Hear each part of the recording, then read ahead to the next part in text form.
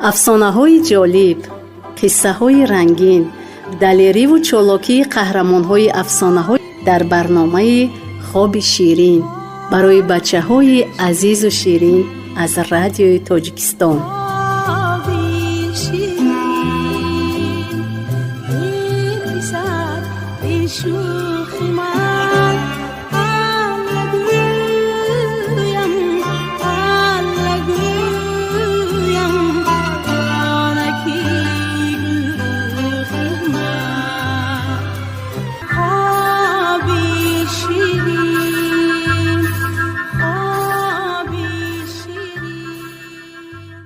خورترکانی شیرین، شما قسم دویمی افسانه‌ای وصیت پدر یا مال پدر را شنیدید. بختتان را بسنجید ای جوان مردان، از شرفی بزرگ که داماد پادشاه می شوید به بهره نمانید.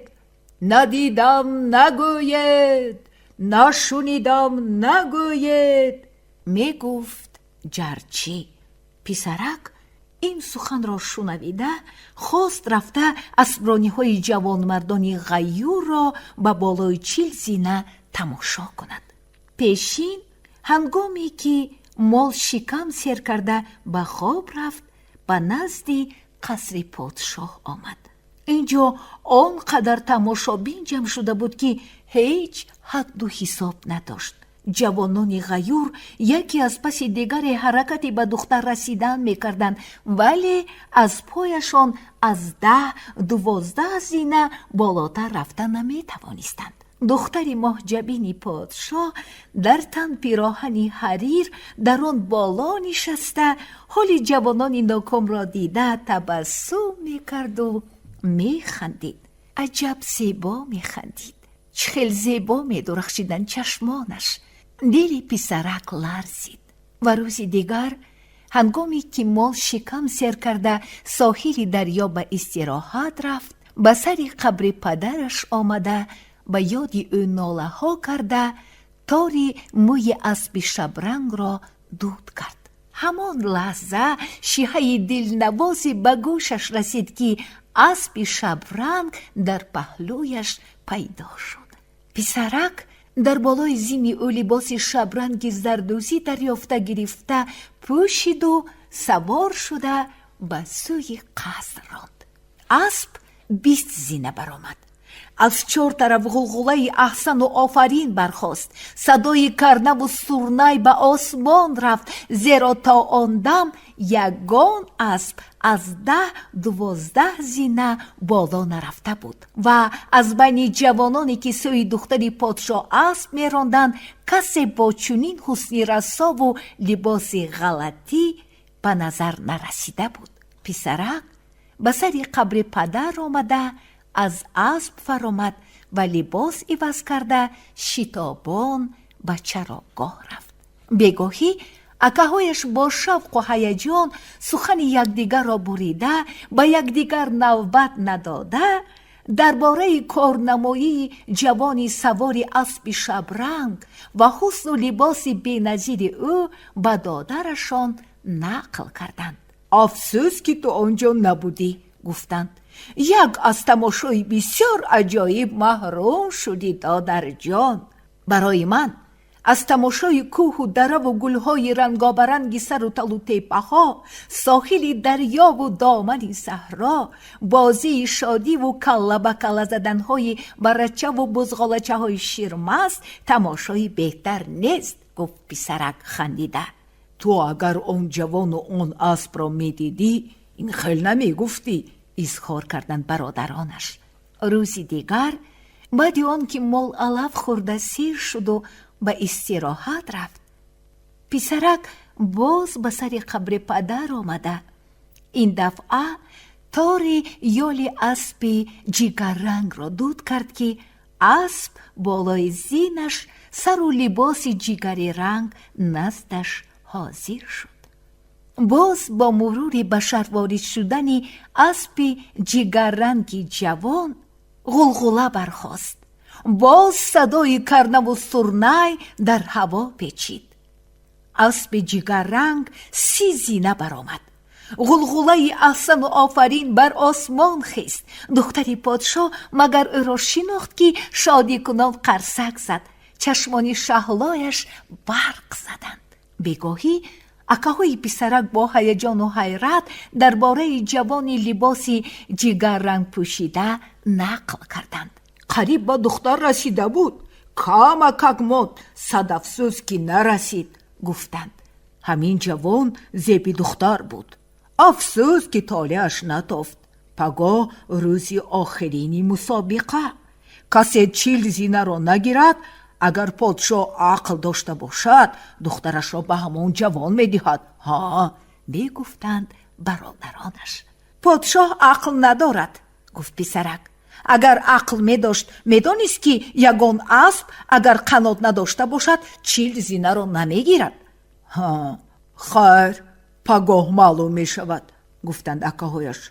لیکن ما افسوس میخوریم که تو باز از تماشا ماندی. خیر، هیچ گپ نی، گفت پسرک. شما گفتید، من دیدگی بری شدم. روزی 3 فرا رسید. پسرک چون دیروز مال را خورانده و به استراحت خوابانده به سر قبر پدر رفته تاری یال اسب سفید را دود انداخت. همین لحظه اسب سفیدی خیلی زیبا حاضر شد. پسرک لباسی سفید زردوزی را پوشیده به اسب سوار شده به سوی قصر اسب راند. باز در کوچه های شهر اسب سفید و جوانی نازنین سفید پوش را دیده مردم مات و محبود شدند. باز صدای کرنه و سرنای به آسمان رفت. اسب 40 زینه برآمد و در پیش دختر قرار گرفت. جوان دختر را برداشت و به اسب سوار کرد. پادشاه که منتظر چنین لحظه بود فرمود که لشکرش در صحن پیش قصر صف بیارایند. سپس برآمده جوان را بوسید و اعلان کرد که از همین ساعت سر کرده این جوان دامادی اوست.